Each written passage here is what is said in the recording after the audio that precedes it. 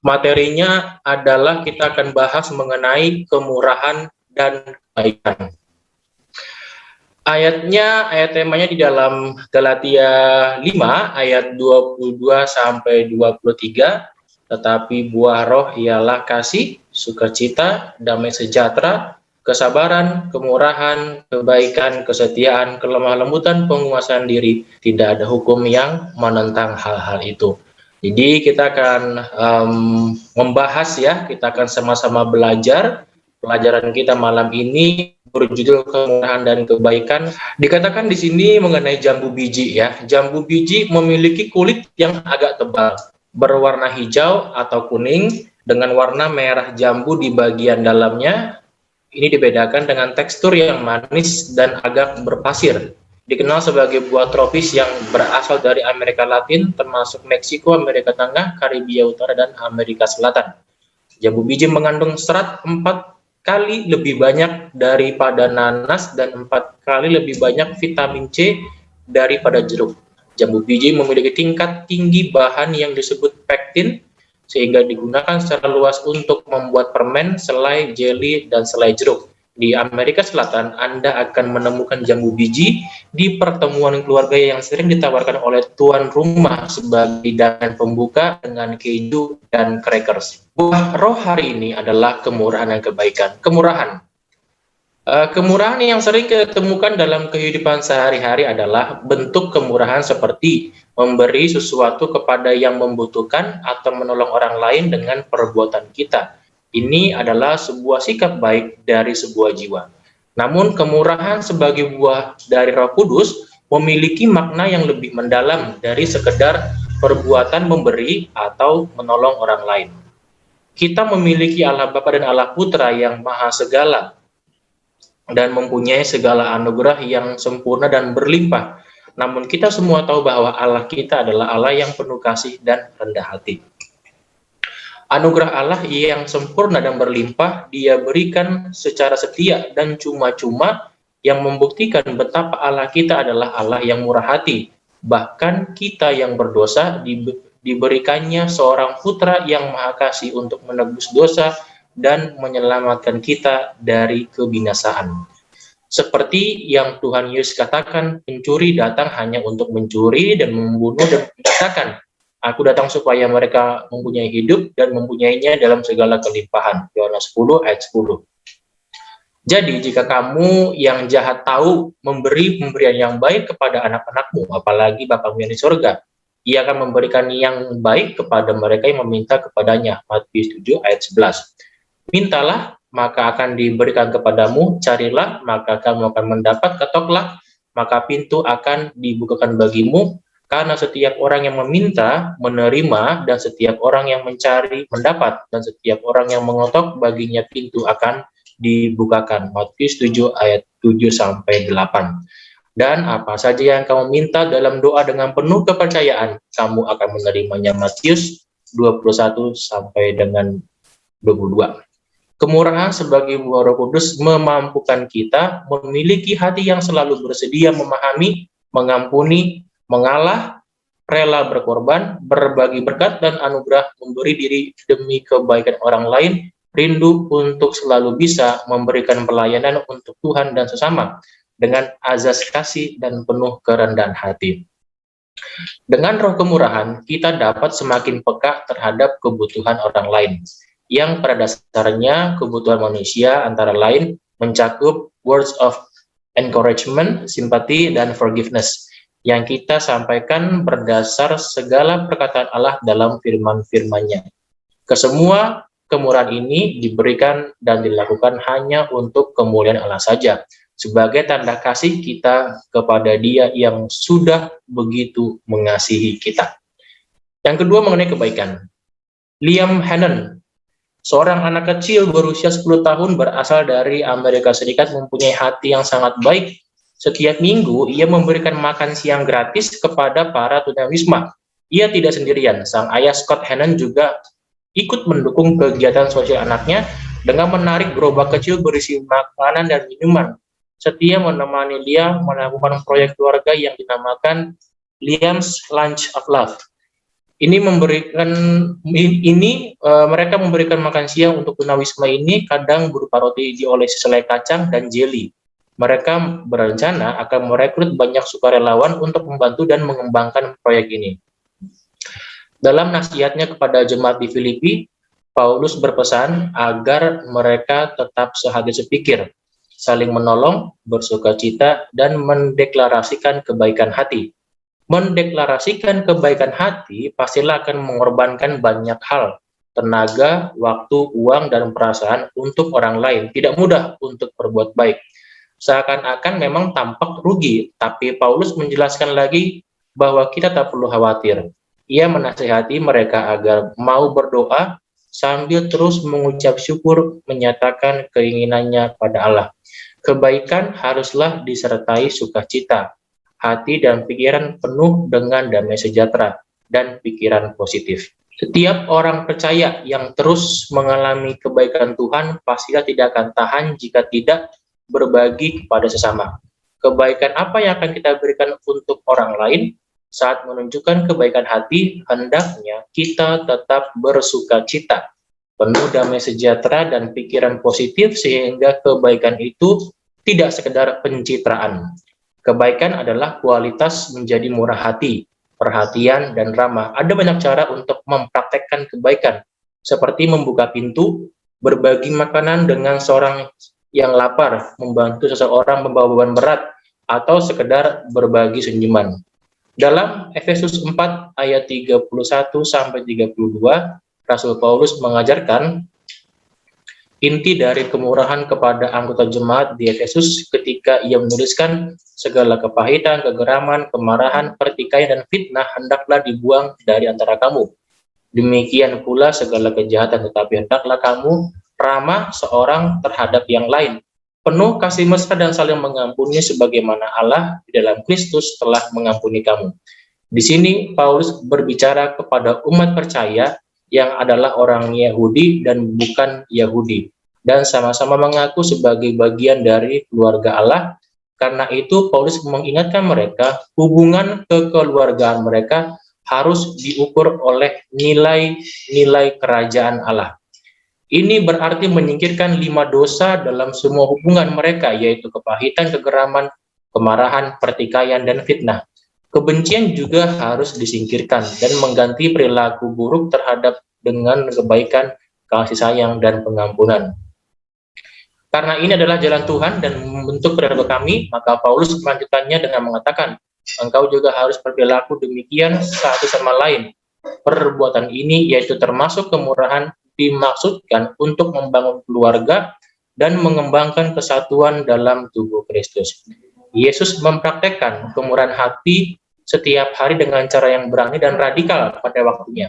Kemurahannya menyebar kepada yang paling hina, orang yang tidak diperlakukan dengan baik di masyarakat.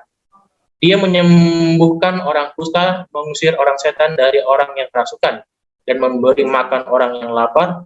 Adapun kebaikan secara harfiah berarti kesalehan menjadi seperti Allah, yaitu suci, murni, dan benar. Sama seperti kemurahan hati yang murni diperlukan untuk menumbuhkan buah kebaikan. Setiap hari kita harus menunjukkan kebaikan atau kesalehan Kristus seperti yang dikatakan dalam Mazmur 23 ayat 6. Kebajikan dan kemurahan belaka akan mengikut aku seumur hidupku dan aku akan diam di rumah Tuhan sepanjang masa. Tentu saja kebaikan tidak hanya melakukan kebajikan atau tindakan-tindakan baik, mempraktekkan kebaikan itu harus menjadi gaya hidup. Jadi, para pengikut Kristus akan memberikan bukti tentang kuasa Roh Kudus yang mengubah itu. Diubahkan oleh Roh Tuhan adalah inti dari menjadi orang Kristen. Jadi hari ini pilihlah untuk menyirami buah kemurahan dan kebaikan di dalam hati dan rumah Anda. Saat Anda berbagi senyum atau kata-kata dorongan kepada anggota keluarga, tetangga, rekan kerja, dan teman, kiranya setiap orang yang mengenali bahwa Anda hidup oleh Roh dan bukan hidup oleh keinginan daging, sebab Roh Allah tinggal di dalam Anda. Doa, Bapa Surgawi, Engkau begitu penuh kasih, kemurahan, dan kebaikan kepada kami setiap hari. Bantulah kami untuk mengasihi, baik hati, dan mau menebar kebaikan dalam setiap kesempatan yang kami peroleh dalam nama Yesus. Amin. Inilah bacaan kita pada malam hari ini. Jadi memang mengenai kemurahan ya, kita sama-sama tahu bahwa kemurahan memang identik dengan kita memberikan sesuatu kepada sesama kita ya. Tetapi dari pelajaran ini ternyata kemurahan dari buah roh itu lebih dalam dari itu. Jadi perbedaannya adalah dari motivasi ya. Motivasi kita berbuat baik kepada orang lain, memiliki kemurahan kepada orang lain, motivasinya oleh karena kita sudah terlebih dahulu menerima kasih dari Allah kepada kita ya.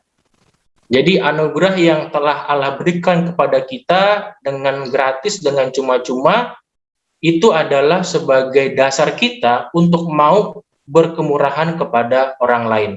Kalau dasarnya itu adalah oleh karena kita sudah terlebih dahulu merasakan kebaikan Tuhan, maka ketika kita melakukan kemurahan tidak akan ada yang namanya persungut-sungutan ya.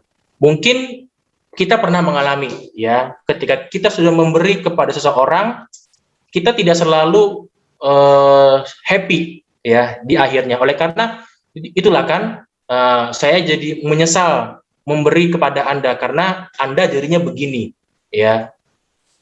Jadinya ada penyesalan dan mungkin kita memberi dalam keadaan terpaksa ya. Ketika kita belum berlandaskan atau dimotivasi oleh karena kebaikan Tuhan kepada kita yang tak layak menerima kebaikan Tuhan, kita pasti harusnya ya, menurut pelajaran ini, kita di dalam memberikan kemurahan pasti akan mengalami kesenangan.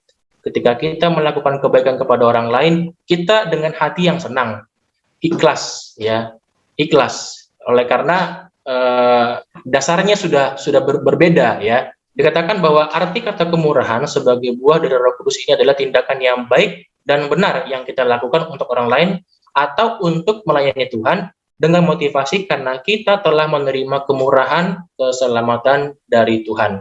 Sehingga ketika kita memberi kepada orang lain, hati kita itu penuh sukacita ya, berbagi berkat kepada orang lain, hati kita senang ya. Dan di sini dikatakan kemurahan sebagai buah Roh Kudus memampukan kita memiliki hati yang selalu bersedia memahami, mengampuni, mengalah, rela berkorban, berbagi berkat, anugerah ya. Memberi diri demi kebaikan orang lain, rindu untuk selalu bisa memberikan pelayanan untuk Tuhan dan sama dengan azas penuh kerendahan hati. Ya, jadi kita bisa lihat pelajaran ini yang menyoroti mengenai kemurahan bahwa kita harus sadar dulu ya, kita harus tahu dulu bahwa keadaan kita sekarang ini ya, pemberian yang Tuhan berikan kepada kita ini harus terlebih dahulu disyukuri.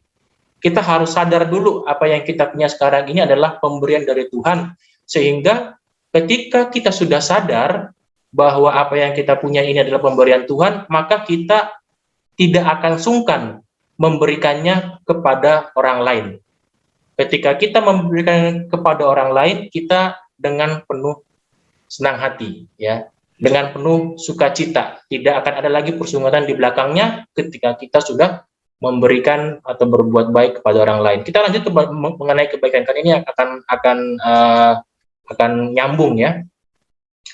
Dikatakan dari pelajaran kebaikan di sini adalah ketika kebaikan yang kita lakukan sudah didasari ya oleh karena kita merasakan kebaikan dari Tuhan, maka dikatakan di sini kebaikan itu harusnya menjadi sebuah gaya hidup ya, gaya hidup. Jadi kalau namanya gaya hidup berarti bisa tiap hari, artinya tidak musiman ya. Yesus mempraktekkan kemurahan hati setiap hari dengan cara berani dan radikal pada waktunya. Ya, kemurahan menyebar kepada yang paling hina, orang yang tidak diperlakukan dengan baik di masyarakat. Dan melanjutkan dari tadi mengenai kemurahan, bahwa kemurahan yang Yesus lakukan, yang Yesus aplikasikan dalam kehidupan itu, dia menjangkau ke orang-orang yang mungkin secara status sosial tidak dilihat oleh masyarakat, ya. Kita sebagai manusia pasti akan lebih condong untuk mau berbuat baik kepada orang lain yang terlebih dahulu berbuat baik kepada kita. Ya, kita mau berkemurahan kepada orang yang mungkin terlebih dahulu murah kepada kita. Kita akan menjangkau mungkin mereka yang dari segi status sosial mungkin ya eh, baik, bagus, dengan ada harapan pasti akan ada feedback dari dia kepada kita. Tetapi pelajaran kita di sini bahwa mengajarkan kebaikan, kemurahan yang Yesus lakukan adalah dia bersifat radikal dikatakan di sini dan tepat pada waktunya. Maksud dari radikal di sini adalah bahwa dia menjangkau orang yang paling hina di masyarakat. Artinya ketika kita mau berbuat baik ya, jangan pilih-pilih ya. Sebaiknya jangan dipilih kalau menurut pelajaran kita ini. Jadi kepada siapapun kita harus memiliki kemurahan hati dan kebaikan ya. Perilaku kita harus baik kepada semua orang, terlepas apapun orang yang kita tolong itu. Kebaikan adalah tentang memiliki tabiat Kristus. Tentu saja, kebaikan tidak hanya untuk melakukan kebajikan atau tindakan-tindakan yang baik. Jadi, inilah yang menjadi pelajaran kita pada malam kali ini, kemurahan dan kebaikan. Jadi, sebelum kita bisa melakukan maksud dari buah roh, ini tentang kemurahan dan kebaikan adalah kita harus menyadari terlebih dahulu bahwa keadaan kita sekarang, apa yang kita punya sekarang, keselamatan yang kita miliki sekarang adalah pemberian dari Allah, sehingga ketika kita sudah menyadari bahwa apapun yang kita miliki sekarang adalah pemberian dari Allah dan titipan dari Allah, maka kita akan dengan senang hati mau berbagi kepada orang lain, mau berbuat baik kepada orang lain. Pasti kita akan memiliki tantangan di dalam kita berbuat baik kepada orang lain. Pandangan sinis orang lain terhadap perbuatan baik yang kita lakukan bisa aja terjadi pencitraan, ya mungkin dibilang pencitraan. Kita berbuat baik kepada orang lain salah, tidak berbuat baik kepada orang lain salah. Tetapi pelajaran kita ini memberi kita sebuah peringatan bahwa terlepas dari situasi yang mungkin kita akan alami ketika kita memberi kepada orang lain, ingatlah bahwa kita melakukan ini bukan karena kita mau dilihat orang. Motifnya adalah oleh karena kita sudah terlebih dahulu diberkati oleh Tuhan, maka kita wajib hukumnya untuk membagikan berkat yang Tuhan telah berikan kepada kita kepada orang lain. Biarlah pelajaran yang singkat ini dapat kita aplikasikan dalam kehidupan kita, dan ini bisa kita lakukan hanya melalui tuntunan dari pertolongan Tuhan yang selalu kita minta, supaya apapun tantangan ke depan ketika kita berkemurahan, memiliki kebaikan kepada orang lain, apapun situasi yang akan kita hadapi, kanan kiri depan belakang pasti akan mengganggu kita. Kalau kita minta kepada Tuhan tuntunannya, pertolongannya, kita akan dapat melakukan ini sesuai dengan yang Tuhan mau. Inilah pelajaran kita pada malam kali ini. Mungkin jika ada sesi untuk tanya jawab, waktu ini dipersilakan.